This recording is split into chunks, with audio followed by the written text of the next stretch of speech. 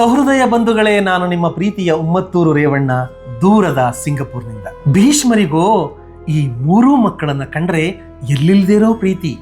ಮಕ್ಕಳನ್ನ ಬೆಳೆಸಬೇಕು, ಅವ್ರನ್ನ ಮುಂದಕ್ಕೆ ತರಬೇಕು, ಅವ್ರನ್ನ ದೊಡ್ಡವರಾಗೋ ತನಕ ಈ ರಾಜ್ಯಾಡಳಿತವನ್ನು ನಾನೇ ನೋಡ್ಕೊಳ್ಬೇಕು ಅಂತಕ್ಕಂತಹ ಆ ಭಾರ ಮತ್ತೆ ಭೀಷ್ಮರಲ್ಲಿನೇ ಬೀಳುತ್ತೆ. ಹಾಗೇನೆ ಆ ಮಕ್ಕಳಿಗೆ ಕಾಲ ಕಾಲಕ್ಕೆ ಏನೇನು ವಿದ್ಯೆ ಕಲಿಸ್ಬೇಕು ರಾಜ್ಕುಮಾರರಿಗೆ ಎಲ್ಲವನ್ನ ಕಲಿಸ್ತಾ ಹೋಗ್ತಾರೆ. ಧೃತರಾಷ್ಟ್ರನಿಗೆ ಎಲ್ಲಿಲ್ಲದೆ ಇರತಕ್ಕಂತಹ ದೇಹ ಶಕ್ತಿ ಇದೆ. ಪಾಂಡು ಧನುರ್ವಿದ್ಯೆಯಲ್ಲಿ ಸಮರ್ಥ, ವಿದುರ ಅತ್ಯಂತ ಬುದ್ಧಿಶಾಲಿ. ಹೀಗೆ ಅವರ ವಿದ್ಯಾಭ್ಯಾಸಗಳೆಲ್ಲ ಮುಗಿಯುತ್ತೆ. ಭೀಷ್ಮ ಧೃತರಾಷ್ಟ್ರನಿಗೆ ಯುವರಾಜನಾಗಿ ಪಟ್ಟಾಭಿಷೇಕ ಮಾಡ್ತಾನೆ. ಸಮಸ್ತ ಆಯುಧಗಳಲ್ಲಿ ನೈಪುಣ್ಯತೆಯನ್ನು ಪಡೆದಿರತಕ್ಕಂತಹ ಪಾಂಡುವಿಗೆ ಸೇನಾಧಿಪತಿಯ ಪಟ್ಟವನ್ನು ಕಟ್ತಾನೆ. ವಿದುರನಿಗೆ ಮಂತ್ರಿಯಾಗಲು ಎಲ್ಲ ರೀತಿಯ ಒಂದು ಪರಿಣತಿಯನ್ನು ಕೊಡಿಸಲಾಗ್ತದೆ.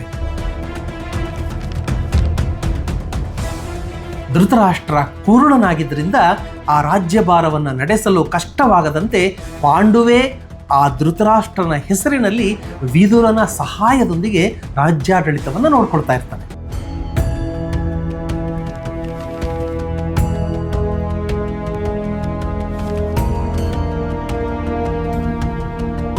ಇವರುಗಳಿಗೆ ಕನ್ಯೆಯರನ್ನ ಹುಡುಕಿ ತಂದು ಮದುವೆ ಮಾಡಿಸ್ತಕ್ಕಂತಹ ಭಾರವೂ ಭೀಷ್ಮರ ಮೇಲೆ ಬೀಳುತ್ತೆ.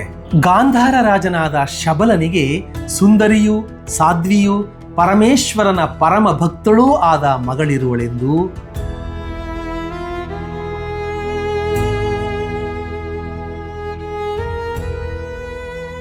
ಮದ್ರದೇಶದ ರಾಜನ ಮಗಳು ಸುಂದರಿಯೂ ಒಳ್ಳೆಯ ನಡತೆ ಉಳ್ಳವಳೆಂದೂ ಕೇಳಿದ್ದಂತಹ ಭೀಷ್ಮರು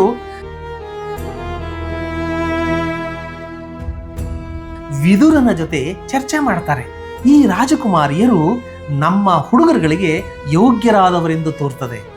ನಮ್ಮ ಸರಿಸಮಾನರಾದ ರಾಜರು ಇವರು ಯಾರು ಅಲ್ಲ ಅನ್ನೋದು ಗೊತ್ತಿದ್ರೂ ಕೂಡ ಈ ಇಬ್ಬರಿಗೆ ಒಂದು ಒಳ್ಳೆ ಹಿನ್ನೆಲೆ ಇದೆ.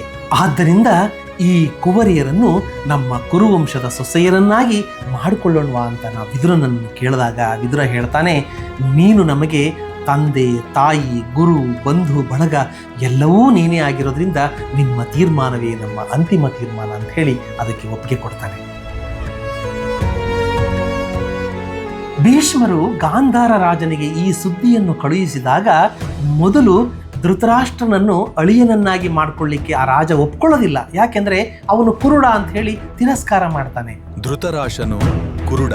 ಆದರೆ ಅವನ ಮಗಳು ಗಾಂಧಾರಿ ಈ ಒಂದು ವಿವಾಹಕ್ಕೆ ಯಾವ ಅಡ್ಡಿಯೂ ಬರೋದಿಲ್ಲ, ನಾನು ಇದನ್ನು ಒಪ್ಕೊಂಡಿದ್ದೇನೆ ಅಂತ ಹೇಳಿ ಸಮ್ಮತಿಸ್ತಾಳೆ.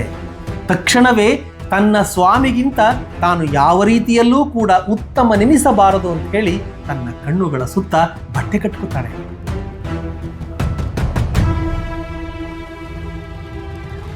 ತನ್ನ ಗಂಡನು ನೋಡಲಾಗದಂತಹ ಈ ಒಂದು ಪ್ರಪಂಚವನ್ನು ನಾನೂ ನೋಡಲೊಲ್ಲೆ ಅಂತ ಹೇಳಿ ಕೊನೆಯವರೆಗೂ ಕೂಡ ಸ್ವಯಂಕೃತ ಅಂಧತ್ವವನ್ನು ಉಳಿಸಿಕೊಳ್ತಾಳೆ.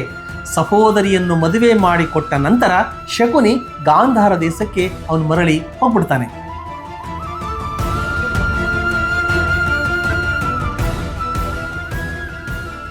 ಮದ್ರರಾಜನು ಮಗಳಿಗಾಗಿ ಸ್ವಯಂವರವನ್ನ ಏರ್ಪಾಟು ಮಾಡಿದ್ರೂ ಕೂಡ ಅದರಲ್ಲಿ ಅವನ ಮಗಳು ಇತರ ಎಲ್ಲ ರಾಜಕುಮಾರರಿಗಿಂತ ಅಧಿಕ ರೂಪವಂತನಾದಂತಹ ಪಾಂಡುವನ್ನೇ ಪತಿಯನ್ನಾಗಿ ಆರಿಸಿಕೊಳ್ತಾಳೆ.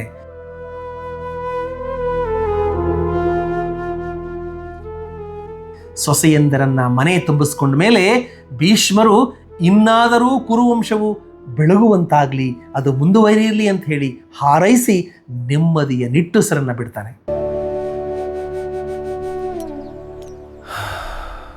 ಆತ್ಮೀಯರೇ, ಸಿಂಗಪುರ ಕನ್ನಡ ಯೂಟ್ಯೂಬ್ ಚಾನಲ್ನ ಇದುವರೆಗೂ ಯಾರು ಸಬ್ಸ್ಕ್ರೈಬ್ ಮಾಡಿಲ್ವೋ ದಯವಿಟ್ಟು ಸಬ್ಸ್ಕ್ರೈಬ್ ಮಾಡಿ. ಹಾಗೆ ಮಹಾಭಾರತದ ಕಥೆಗಳನ್ನು ನಿಮ್ಮ ಮಕ್ಕಳಿಗೆ ತಿಳಿ ಹೇಳೋದನ್ನು ಮರಿಬೇಡಿ. ಭಾರತೀಯ ಸಂಸ್ಕೃತಿಯ ಪ್ರತೀಕವಾಗಿರ್ತಕ್ಕಂತಹ ಈ ಒಂದು ಕಥೆಗಳು, ಇಲ್ಲಿರ್ತಕ್ಕಂತಹ ಮೌಲ್ಯಗಳು ಇಂದಿನ ಯುವ ಸಮುದಾಯಕ್ಕೆ ಮುಟ್ಟಲಿ ಅಂತಕ್ಕಂಥದ್ದೇ ನಮ್ಮ ಉದ್ದೇಶ. ಮತ್ತೊಂದು ಸಂಚಿಕೆಯನ್ನು ಹೊತ್ತುಕೊಂಡು ನಿಮ್ಮ ಮುಂದೆ ಬರ್ತೇನೆ. ಧನ್ಯವಾದಗಳು. Thank you.